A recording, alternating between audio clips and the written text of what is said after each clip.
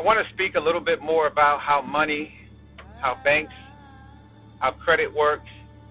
I spoke about this subject before, but I wanted to go into depth a little bit more because my understanding has been augmented. I learned a little bit more. I've kind of looked more into it and talked to people who worked at banks and credit unions and deal with money.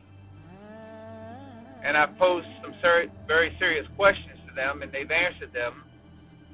And the answers I got have confirmed, without a doubt, that our monetary system is a fraud. It's not real. It's all smoke and mirrors. Our perception of it has been socially engineered, without a doubt, through use of the media, commercials, movies. Before we could even think for ourselves or make an estimation or educated guess about the money system, the monetary system, how it works, the perception was already made for us. And we just kind of fell right in and filled it in, kind of like a pair of shoes that are too big, and we just grew right into them, and now it just fits just fine. Monetary system is an absolute fraud, folks, and we're chasing after it. Now, it makes more sense now when I think about the scripture in Ecclesiastes, where Solomon says that everything is vanity, and it's a striving after the wind. And folks, you can't catch wind. We see the effects of it when leaves blow, when trees blow, when dirt and sand blows, when rain and the storm blows. We see the effects of it, but we can't catch it. Many, many years ago, when wealthy people had gold and they were looking for someone to hold it for them as a safekeeping, because they couldn't walk around with it, even though they wanted to spend it, but they couldn't walk around with the gold. It was just impractical. Excuse me. They would take their gold to the banks, and the banks would hold it for them, no charge. But what the banker's intent was, unbeknownst to the gold owner, is that they were going to make a profit off of it. What they realized is that the people who owned the gold didn't all come back for their gold at the same time. So what they decided to do is devise a plan where they could use this as a way of making their own money.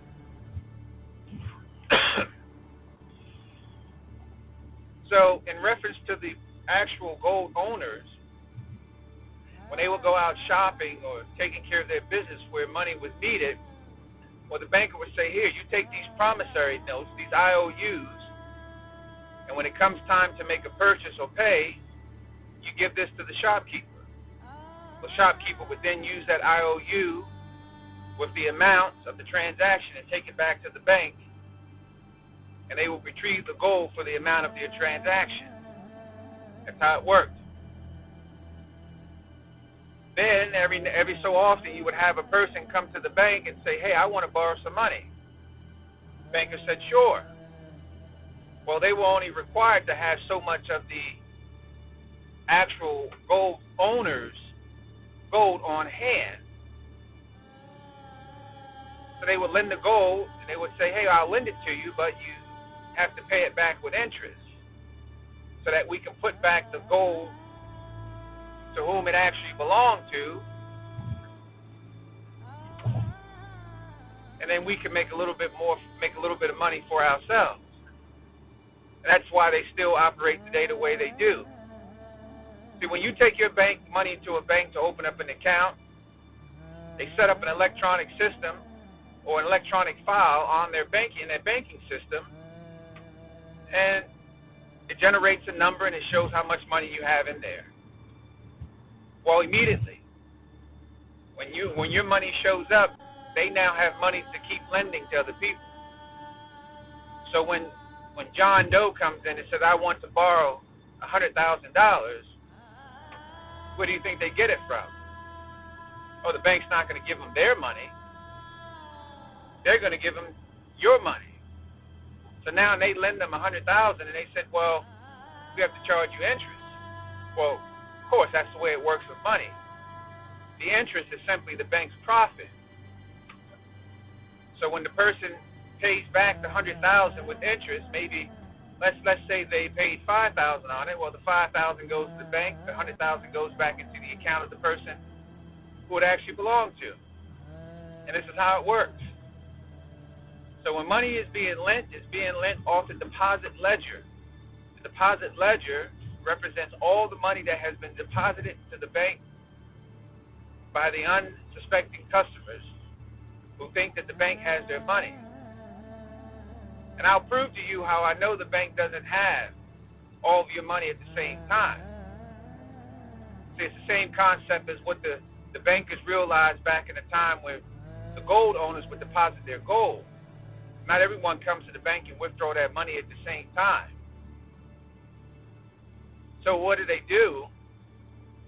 To prove to you that your money's not all there, if, let's say they had 100 people that had accounts, and all 100 people had $100,000 each, and they decided they wanted to go to the bank and have their money withdrawn. Well, what they would do, if you want to take your money out, of course, they can give you a cashier's check. That way you can take it and transfer it to another bank in their banking system.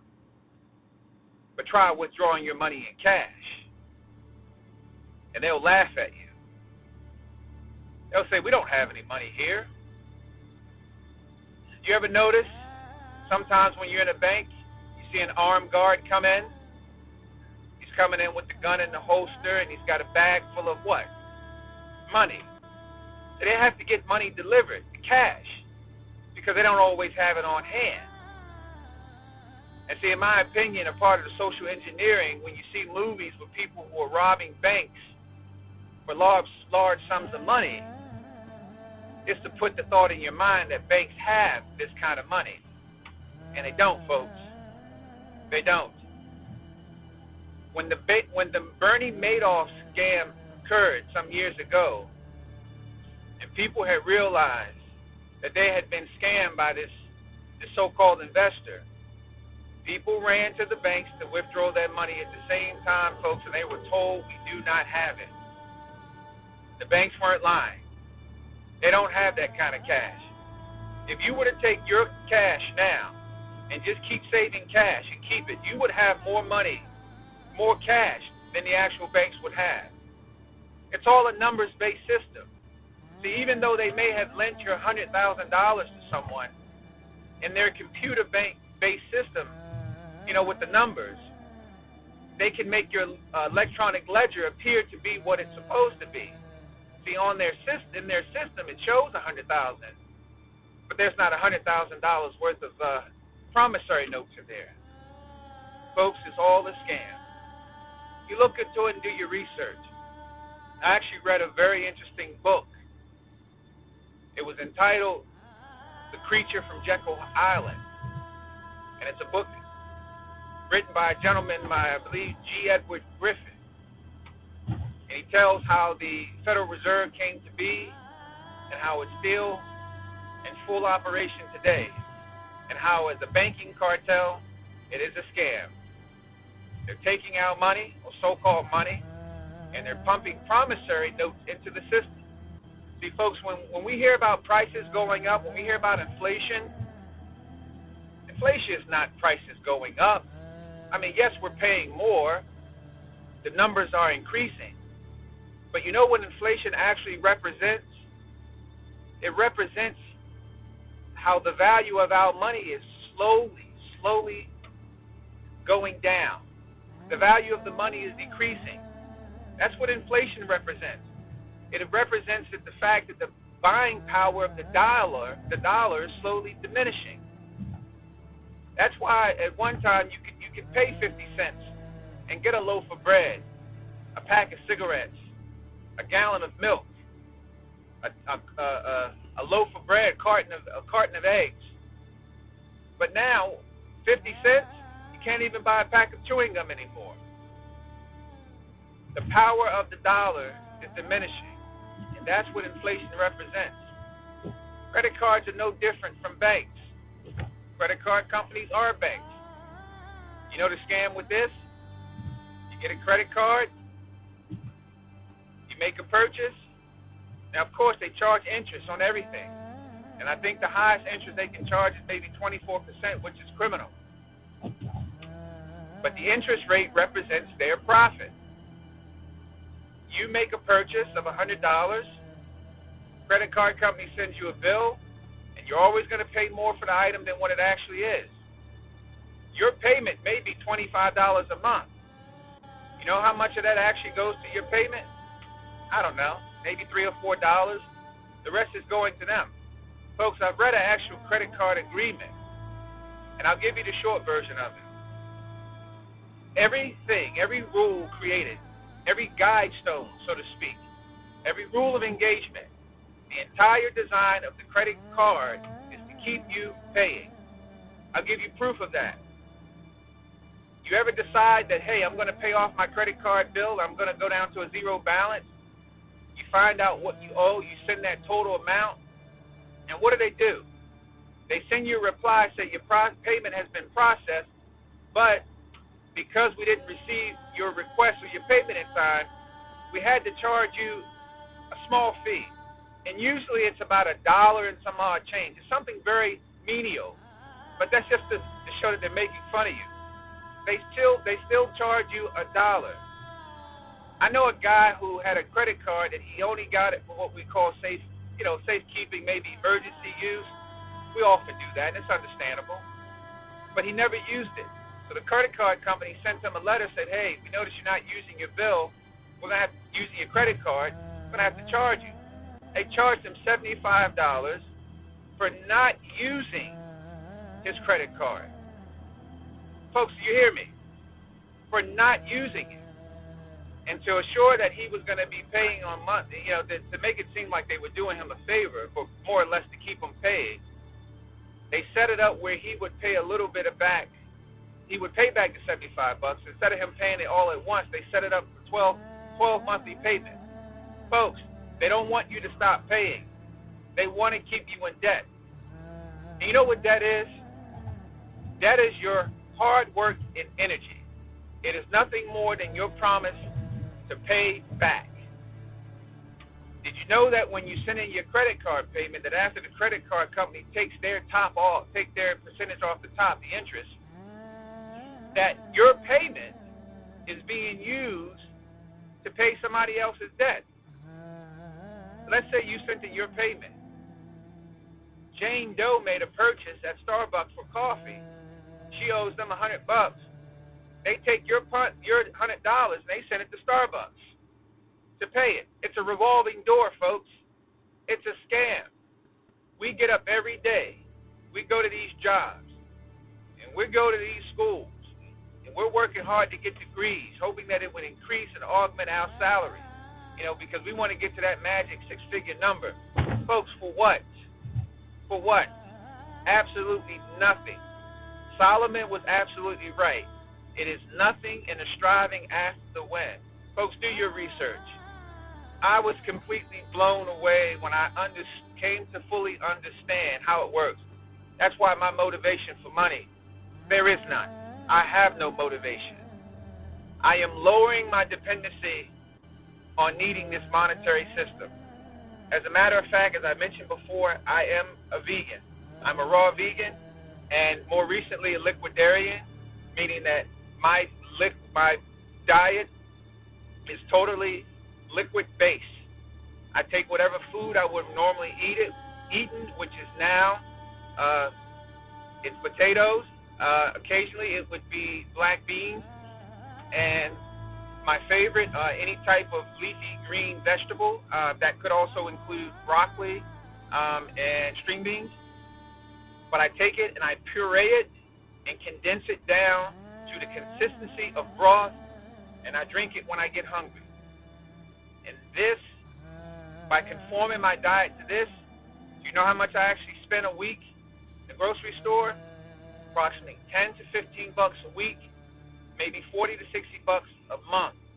Not only does that leave more money for me to spend for my family's needs, but it's lowering my dependency, number one, on food, on solid food, which has which has most definitely, without a doubt, improving my health, but it's lowered my dependency on money. Even though I still have to go to work, even though I still have to get a paycheck to take care of monthly expenses and bills and housing and all those other things that come with having a family, maintaining your way of life, whatever that may be. But I'm lowering my dependency on money because it's not real.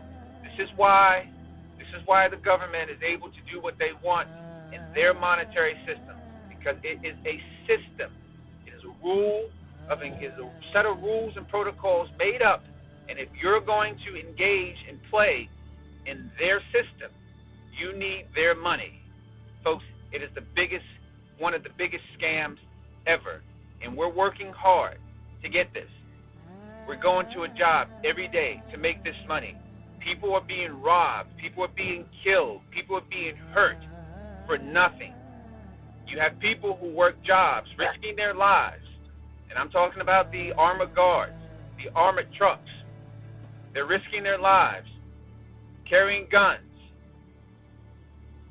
to protect themselves from people who will potentially rob them over nothing. I again repeat, money is nothing more than a markup, an upgrade, an elaborate promissory note denomination with numbers on them. It's absolutely nothing. You change your perception of money, which you need to, because the government is currently busy. They want to crash the monetary system. I'll tell you another thing. To show you how easily a money system can be made. This is a reflection of the credit card system. It's just another money system. But with this, there is no physical paper. There is no promissory note. It's all numbers based. Everything. It says, why do you think they've gone to the debiting, banking cards? See, at one time, remember, it was just an ATM card. We could go and withdraw money. But they changed it. They gave you more power. They gave you a faster link to your bank account with debit cards, so that now it's linked to your account. This is evidence of how easy it is to create a monetary system. Now what do we have? Bitcoin and other things like this. It's all a fraud. But if you want to engage and play and participate in their system, you have to engage in this way. It's all a fraud, folks. Change your perception of money, because they're trying to crash the money system now. But not everyone wants to be a part of the money system, because the value of the dollar has been totally devalued. But the government, the only way they can crash it is they can have everyone to take part and participate in the American monetary system. And they're attempting to crash it. The stock market is just as worthless as the money system. It's nothing. Nothing's being traded. Nothing's being stocked. Nothing's being held. It's all on paper. It's all smoke and mirrors, folks. But we have bought into this as being real concepts, and they're not. They're all made up. The monopoly, it is a game, but it shows you several things. Number one, that the bankers always win, and number two, the taxes that you pay. Okay, as you go around the board, the penalty. It's indicative of the life that we live in, folks. We're constantly paying taxes. We're constantly getting penalized with something. And the other part of it is that the money in the game is not even real. What we're using, it's not real. It's not real. It's nothing. Stop going after. Stop chasing the dollar, because it's nothing. I'm out.